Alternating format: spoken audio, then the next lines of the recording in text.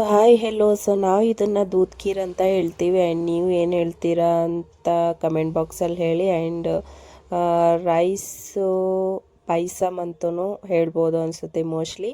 So ಬನ್ನಿ ಇದನ್ನು ಹೇಗೆ ಮಾಡೋಣ. ಆ್ಯಂಡ್ ಟೇಸ್ಟಾಗಿರುತ್ತೆ, ತುಂಬ ಟೇಸ್ಟ್ವಾಗಿ ಬರುತ್ತೆ.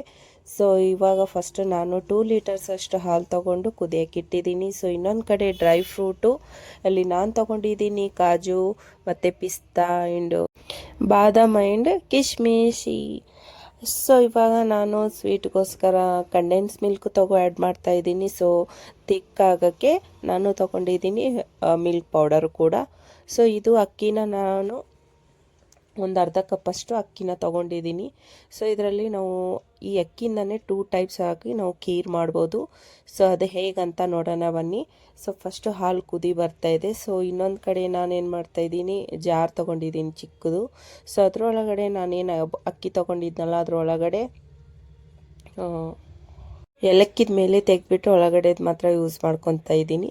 ಸೊ ಅದನ್ನು ಇದು ಅಕ್ಕಿ ಒಳಗಡೆ ಹಾಕ್ಕೊಂಡ್ಬಿಟ್ಟು ಇದನ್ನು ನಾನು ಸಣ್ಣ ಪೌಡ್ರಾಗಿ ಫೈನಾಗಿ ಮಾಡೋದು ಬೇಡ, ಸ್ವಲ್ಪ ದಪ್ಪ ದಪ್ಪನಾಗಿರಬೇಕು. ಸೊ ಈ ಥರ ನೋಡಿ ರವೆ ಥರ ಇರಬೇಕು. ಸೊ ಇದರ ಒಳಗಡೆ ನಾನು ಫಸ್ಟ್ ಅಕ್ಕಿನ ರುಬ್ಕೊಂಡ್ಬಿಟ್ಟು ಸೊ ಅದಾದಮೇಲೆ ಎಲ್ಲ ಡ್ರೈ ಫ್ರೂಟ್ಸ್ನ ಆ್ಯಡ್ ಮಾಡಿಕೊಂಡು ಸೊ ಇದು ಕೂಡ ನಾನು ರುಬ್ಕೊತಾ ಇದ್ದೀನಿ. ನೀವು ಕಟ್ ಮಾಡೋದ್ರೂ ಹಾಕೋಬೋದು. ಸೊ ಇದು ಒಂದು ಕಡೆ ಈ ಥರ ಗ್ರೈಂಡರ್ ಮಾಡಿಕೊಂಡು ಸೈಡಲ್ಲಿ ಇಟ್ಕೊಂಡಿರಿ. ಸೊ ಹಾಲು ಗಟ್ಟಿ ಆಗೋವರೆಗೂ ನಾವು ಇದನ್ನು ಕುದಿಸ್ಕೋಬೇಕು. ಸ್ವಲ್ಪ ತಿಕ್ನೆಸ್ ಬರಬೇಕಲ್ಲ, ಸೊ ಅದರಿಂದ ಸ್ವಲ್ಪ ಗಟ್ಟಿ ಬರೋವರೆಗೂ ಸಣ್ಣ ಇಟ್ಬಿಟ್ಟು ನಾವು ಈ ಥರ ಮಿಕ್ಸ್ ಮಾಡ್ಕೋತಾನೆ ಇರಬೇಕು. ಸೊ ಅಕ್ಕಿನ ನಾವು ಈ ಖೀರು 2 ಟೈಪ್ಸ್ ಹೇಗೆ ಮಾಡ್ಬೋದು ಅಂತಂದರೆ, ಇವಾಗ ನಾನು ಬರೀ ಅಕ್ಕಿನ ತೊಗೊಂಡು ರುಬ್ಕೊಂಡಿದ್ದೀನಲ್ಲ, ಆ ಥರ ನಾವು 1 ಅವರ್ ಮುಂಚೆ ಅಕ್ಕಿನ ನೆನೆ ಹಾಕಿಬಿಟ್ಟು ಅದು ಕೂಡ ರುಬ್ಬಿಟ್ಟು ಹಾಕ್ಬೋದು. ಅದು ಟೇಸ್ಟ್ ಬೇರೆ ಇರುತ್ತೆ ಆ್ಯಂಡ್ ಈ ಟೇಸ್ಟ್ ಬೇರೆ ಇರುತ್ತೆ. ಬೇಕಾದರೆ ನೀವು ಒಂದ್ಸರಿ ಮಾಡಿ ನೋಡ್ಬೋದು. ಬರೀ ನಾವು ಈ ಥರ ಡೈರೆಕ್ಟ್ ಅಕ್ಕಿ ಹಾಕೋದ್ರಿಂದ ಈ ಟೇಸ್ಟ್ ಬೇರೆ ಬರುತ್ತೆ. ಸೊ ನಾವು ನೆನೆ ಹಾಕಿ ರುಬ್ಬಿಬಿಟ್ಟು ಹಾಕ್ತೀವಲ್ಲ, ಅದು ಟೇಸ್ಟ್ ಬೇರೆ ಬರುತ್ತೆ.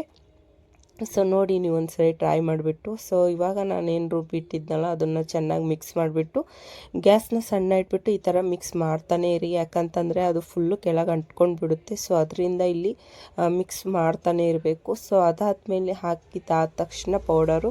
ಸೊ ನಾನಿಲ್ಲಿ ಮಿಲ್ಕ್ ಪೌಡ್ರು ಕೂಡ ಆ್ಯಡ್ ಮಾಡ್ತಾಯಿದ್ದೀನಿ. ಸೊ ಇದರಿಂದ ಏನಾಗುತ್ತೆ, ಸ್ವಲ್ಪ ಹಾಲು ಗಟ್ಟಿ ಆಗುತ್ತೆ ಆ್ಯಂಡ್ ಇದು ಹಾಲು ಗಟ್ಟಿ ಆಗೋದ್ರಿಂದ ಟೇಸ್ಟು ಕೂಡ ತುಂಬ ಚೆನ್ನಾಗಿ ಬರುತ್ತೆ. ಸೊ ಅದರಿಂದ ನಾವು ಇಲ್ಲಿ ಮಿಲ್ಕ್ ಪೌಡ್ರು ಕೂಡ ಆ್ಯಡ್ ಮಾಡ್ತಾಯಿದ್ವಿ. ಸೊ ಇದು ಕೂಡ ಚೆನ್ನಾಗಿ ಮಿಕ್ಸ್ ಮಾಡೋಣ. ಸೊ ನೋಡಿ ಇದು ಫುಲ್ಲಾಗಿದೆ ಹಾಲು. ಇದು ಅರ್ಧ ಅಂದರೆ ಒಂದು 20% ಫುಲ್ಲು ಅರ್ಧ ಆಗುತ್ತೆ. ಸೊ ಅಷ್ಟೊತ್ತು ನಾವು ಇದನ್ನು ಚೆನ್ನಾಗಿ ಕುದಿಸ್ಕೋಬೇಕು. ಸೊ ಅದಾದಮೇಲೆ ನಾನಿವಾಗ ನೋಡಿ ಇವಾಗ ಹಾಲು ಎಷ್ಟು ಕಡಿಮೆ ಆಗಿಬಿಟ್ಟಿದೆ, ಎಷ್ಟು ಕೆಳಗೆ ಬಂದುಬಿಟ್ಟಿದೆ. ಸೊ ಇಲ್ಲಿ ನಿಮ್ಮ ಸ್ವೀಟ್ ಅಕಾರ್ಡಿಂಗ್ ನೀವು ಶುಗರ್ನ ಆ್ಯಡ್ ಮಾಡ್ಕೊಳ್ಳಿ.